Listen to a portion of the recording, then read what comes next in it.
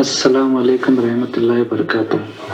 مجھے آپ سے ایک سوال یہ کرنا ہے کہ میرے سسرال کے لوگ پورے فاتحہ دینے والے درگاہوں کو پوجنے والے ہیں، اور وہ جب بھی گھر پہ آتے ہیں تو مجھے ان کو دیکھ کر بہت غصہ آتا ہے، کیونکہ میں اہل حدیث کو مانتا ہوں۔ تو وہ لوگوں کو میں جب بھی دیکھتا ہوں تو مجھے بہت غصہ آتا ہے۔ تو میری بیوی کہتی ہے کہ ایسا نہیں کرنا چاہیے، اللہ تعالیٰ کو تکلیف ہوتی ہے، انسان مہمان گھر پہ آئے تو اس سے اچھی بات کرو۔ تو مجھے غصہ آتا ہے ان لوگوں پر، تو یہ صحیح ہے یا غلط؟ نحمدہ و نصلی علی رسولہ الکریم، اما بعد۔ آپ دیکھ رہے ہیں نور ٹی وی جدہ اور میں ہوں آپ کا دوست، آپ کا ہوسٹ محمد عاقل۔ میرے بھائی، اگر اس کا اختصار میں جواب دیا جائے تو آپ کی بیوی صحیح ہیں اور آپ غلط ہیں۔ اس سے قطع نظر کہ آپ اہل حدیث ہیں، اس سے قطع نظر کہ آنے والا مہمان فاتحہ درگاہوں پر جانے والا یا غیر مسلم ہی کیوں نہ ہو، مہمان مہمان ہے۔ اور پھر مہمانوں میں بھی وہ مہمان جو آپ کے بچوں کے نانا نانی ہیں، جو آپ کی بیوی کے والدین ہیں، ان کے بارے میں یہ رویہ اسلام کی تعلیمات کے بالکل الٹا ہے۔ جی ہاں، اسلام کی تعلیمات کے لیے بالکل الٹا ہے۔ مسلمان کے لیے تو خندہ پیشانی سے ان کے ساتھ آنا اور حسن سلوک کا برتاؤ کرنا اور انہیں وہی عزت اور احترام دینا جس کا وہ حق رکھتے ہیں۔ جی ہاں، ان کی عزت اور احترام آپ اس لیے نہیں کر رہے ہیں کہ وہ درگاہوں پر جاتے ہیں، ان کی عزت اور احترام آپ اس لیے نہیں کر رہے ہیں کیونکہ وہ بدعتی ہیں، بلکہ ان کی عزت اور احترام آپ اس لیے کر رہے ہیں کیونکہ ایک تو وہ آپ کے مہمان ہیں، دوسرے اللہ رب العالمین نے جو رشتہ آپ کا ان کا بنایا ہے وہ بڑا مبارک ہے۔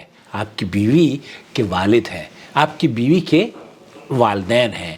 اللہ کے رسول صلی اللہ علیہ وسلم، اسماء بنت ابی بکر رضی اللہ تعالیٰ عنہما سے مروی ہے کہ میرے پاس میری والدہ نبی کریم صلی اللہ علیہ وسلم کی زندگی میں تشریف لائیں جب کہ وہ مشرکہ تھیں۔ آپ تو محترم یہ فرما رہے ہیں کہ آپ کے جو آپ کی زوجہ محترمہ کے، ہماری بھابھی کے والدین ہیں وہ فاتحہ دینے والے ہیں۔ فاتحہ دینا دیکھیے یہ بدعت ہے، اور فاتحہ قرآن خوانی کے لیے اگر کوئی ایصال ثواب کے لیے پڑھتا ہے تو یہ بھی بدعت ہے، لیکن اگر فاتحہ صحیح جگہ پر پڑھتا ہے تو وہ مبارک ہے۔ اور وہ صحیح جگہ کیا ہے؟ نماز میں، اپنی ہر نماز میں سورہ فاتحہ پڑھ لیجئے۔ کیونکہ اللہ کے رسول صلی اللہ علیہ وسلم نے فرمایا ہے لا صلاۃ لمن لم یقرأ بفاتحۃ الکتاب، اس آدمی کی نماز ہی نہیں ہوتی جس نے نماز میں سورہ فاتحہ نہیں پڑھی۔ تو یہ جو فاتحہ دینے والے آئے ہیں اور یہ جو بدعتی ایک ہمارے یہاں مسلمانوں کا ایک گروپ ہے، کیا ان سے نفرت کرنے میں آپ کو کچھ مل جائے گا؟ نہیں، ان سے نفرت کرنے سے نفرتیں پیدا ہوں گی۔ حضرت اسماء بنت ابی بکر کہتی ہے کہ میرے پاس میری والدہ آیا کرتی تھی اور وہ مشرکہ تھیں، تو میں نے رسول اکرم صلی اللہ علیہ وسلم سے دریافت کیا کہ میری والدہ نے، وہ میرے پاس آئی ہیں اور مجھ سے کافی محبت کرتی ہیں، تو کیا میں صلہ رحمی کروں؟ تو آپ علیہ السلام نے فرمایا ہاں، والدہ کے ساتھ صلہ رحمی کرو۔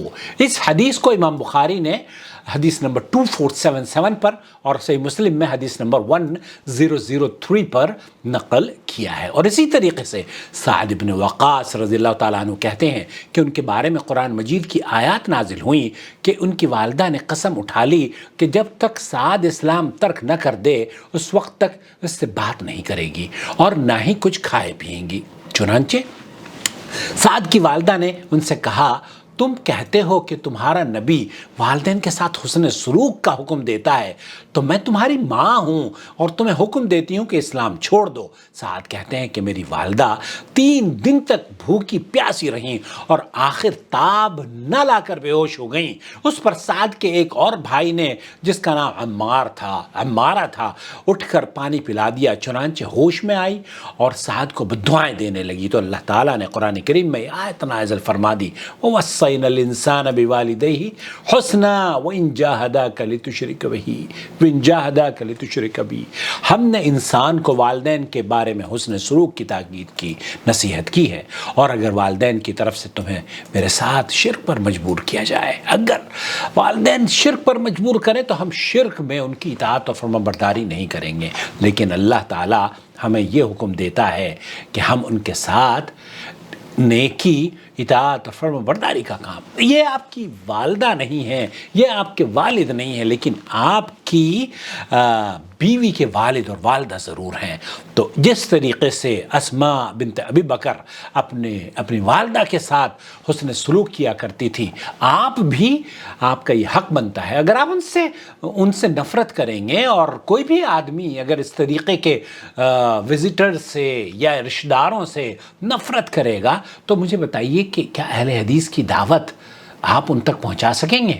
نہیں، یہ اہل حدیث کی دعوت نہیں ہے، یہ نفرتوں کا بازار جو مارکیٹ میں گرم ہو رہا ہے کہ ہماری مسجد میں آپ نہ آئیے، ہماری مسجد میں فلانے جماعت کے لوگ نہ آئیں۔ اہل حدیث کا یہ موقف نہیں ہے۔ اہل حدیث کا موقف یہ ہے کہ آپ کسی بھی مکتب فکر سے تعلق ہو، کسی بھی منہج سے آپ کا تعلق کیوں نہ ہو، آپ ہماری مسجد میں آئیں، آپ ہمارے گھر میں آ سکتے ہیں۔ ہم آپ کو، اگر ایسے لوگ، یہ تو آپ کے رشتہ دار ہیں، اگر رشتہ دار نہ بھی ہوں تب بھی قولوا للناس حسنا، لوگوں سے تو بہتری کے معاملات کرنے چاہیے اور اچھے طور پر ان سے پیش آنا چاہیے۔ اس سے قطع نظر کہ آپ غیر مسلم بھی ہو، غیر مسلم بھی اگر ہم جس سماج میں رہ رہے ہیں نا، اللہ کے رسول صلی اللہ علیہ وسلم کے ساتھ تو یہود نصارہ بستے تھے۔ اب آپ یہ بتائیے مدینہ منورہ میں جو یہودی تھے ان کے ساتھ وہ اگر نبی کریم صلی اللہ علیہ وسلم کی اچھائی نہ دیکھتے اور آپ کی محبتوں اور آپ کی کرم نوازیوں سے فیضیاب نہ ہوتے تو کیا وہ اسلام لاتے؟ نہیں، انہوں نے دیکھا کہ نبی کریم صلی اللہ علیہ وسلم سراپا رحمت للعالمین ہیں، اس لیے آپ علیہ السلام کے دین کو انہوں نے قبول کر لیا۔ تو آپ ان کے نقش قدم پر چلیے اور اپنے رشتہ داروں کے لیے سراپا رحمت بننے کی کوشش کیجیے۔ مجھے امید ہے کہ وہ دن دور نہیں کہ آپ کے رشتہ دار بھی فاتحہ نمازوں میں پڑھنا شروع کر دیں گے اور آپ کے اور ان کے تعلقات بھی اچھے ہو جائیں گے۔ ان کے کام آئیے، ان کو تحفے دیجیے، جب وہ آپ کے گھر آئے نا ان کو تحفے دیا کیجیے، اور جب ان کے گھر آپ جائیں تو تب بھی ان کے لیے تحفہ لے کر جائیں۔ آپ اس سے ڈبل، ایک تیر سے دو شکار ہوں گے۔ ایک تو آپ کی بیوی بھی خوش ہو جائے گی اور آپ کو وہ دے گی، وہ پیار کرے گی، وہ عزت دے گی جس کا آپ وہم و گمان میں بھی نہیں آپ کے ہوگا۔ میرا سلام کہیے گا اپنی اہلیہ کو، وہ صحیح کہہ رہی ہیں، وہ ٹھیک کہہ رہی ہیں۔ آپ کو یہ رویہ جائز نہیں ہے اسلام میں کہ ان کے والدین کا اس طریقے سے آپ استقبال کریں، بلکہ بشاشت کے ساتھ، مسکراہٹ کے ساتھ، خندہ پیشانی کے ساتھ، اور ان کو دعوت بھی دیں۔ اللہ تعالیٰ دعوت کھلائے بھی اور دعوت دے بھی۔ السلام علیکم ورحمۃ اللہ وبرکاتہ۔ آپ کا بھائی محمد عاقل۔ إن أول بيت وضع للناس للذي ببكة مباركا وهدى للعالمين فيه آيات بينات مقام إبراهيم ومن دخله كان آمنا ولله على الناس حج البيت من استطاع إليه سبيلا ومن كفر فإن الله غني عن العالمين